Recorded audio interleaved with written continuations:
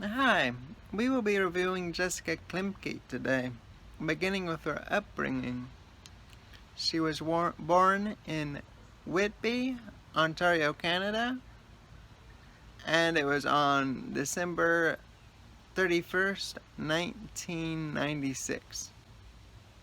She started judo at the age of 4, and what inspired her to do it was she saw her brother doing judo, and she decided it looked fun. What kind of made her famous recently is her participation in the Tokyo Olympic Games, and in this in um in this event she was able to score third place and win a bronze medal, making her the first Canadian woman to do that. She made history in that way. In total, she has scored 8 IJF medals, and one of her most famous contests was against Momo Tamioka. And in this contest, she was able to win a world medal, which makes her the second Canadian woman to do that. Krista Deguchi, her rival, being the first. What my favorite match of hers is, that would have to be against the Romanian Vidanio Ohai. And in that contest, I like that the best because she was able to show such versatility of technique.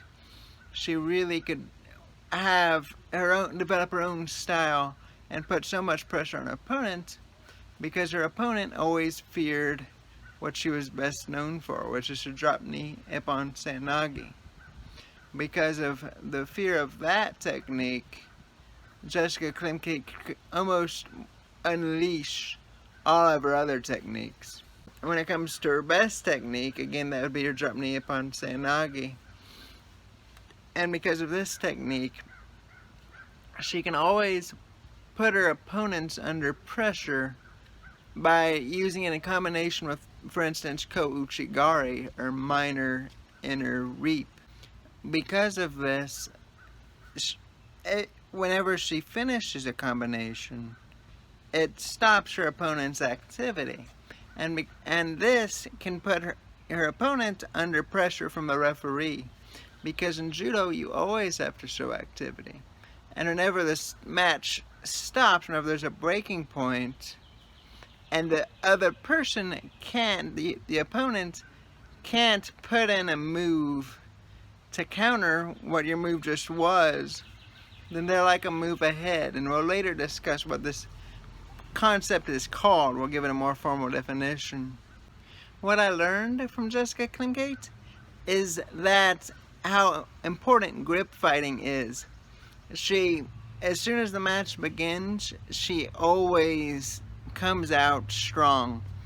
And because of this, she can always make that first grip.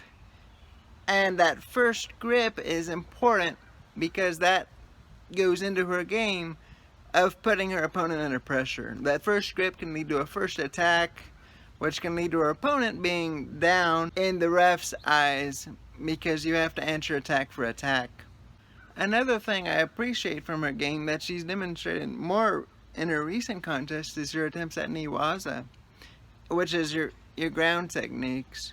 From these ground positions, it's critical because she can also potentially work a turnover or kill some time as well, which is a good strategy. It can play into what she's going for, which is making her opponent behind. And why you should watch her is because she is kind of revolutionary when it comes to the concept of tempo. Tempo is a chess term, and it means to make an attack and develop a piece, and your opponent has to respond and retreat and give up some of their position. That has to be their move. So in chess, that puts you a move ahead because you got a piece in a better position and all your opponent was able to do was go backwards, which isn't good for them. When it comes to judo, it's about being an attack ahead. When you go an attack ahead, it puts your opponent under a different kind of pressure. It it puts them under the pressure of potentially being penalized.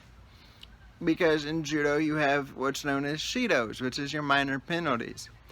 The refs always want you to show activity, and if you fail to do so, then they want the contest to be decided in that manner. There's issues. They don't want the affair to be one-sided.